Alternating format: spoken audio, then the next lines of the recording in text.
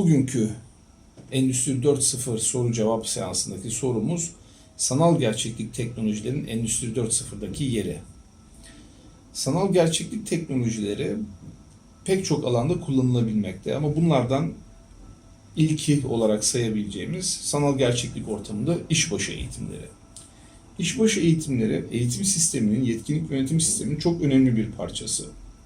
Ve daha evvel dediğim gibi de Endüstri 4.0 adına, dijitalleşme adına uyguladığımız her şey bir sistemi iyileştirmek zorunda. Ve sanal gerçeklik ortamındaki bu işbaşı eğitimleri eğitim sistemini ve yetkinlik yönetim sistemini inanılmaz ölçüde iyileştiriyor.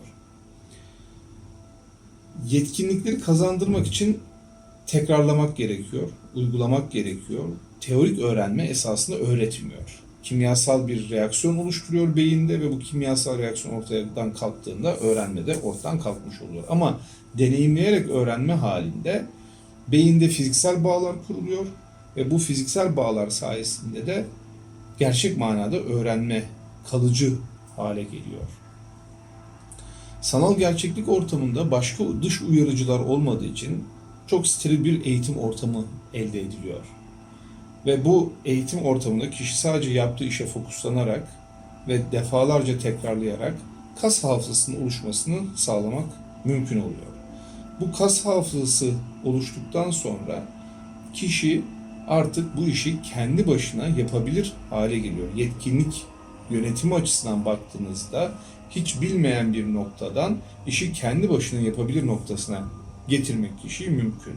Bu yetkinliği tabii eskiden olduğu gibi bir ustabaşının veyahut da bir mühendisin evet sen artık yapabilirsin demesine bağlı bırakmamak gerekiyor. Bunu da sistematik yapmak, bunu da Endüstri 4.0 teknolojilerine uygun bir şekilde yapmak gerekiyor.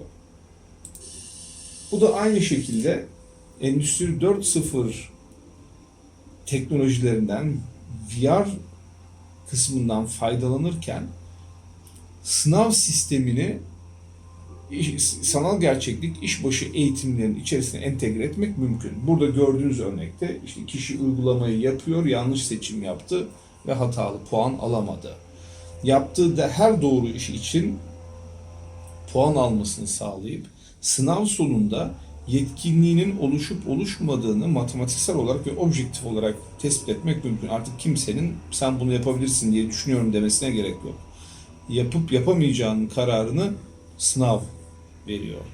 Ve bu sınav sonucunda sizin önünüze hangi eğitimi kaç defa aldığı, sınava kaç defa girdiği, kaç puan aldığı gibi bilgileri de getirmek mümkün.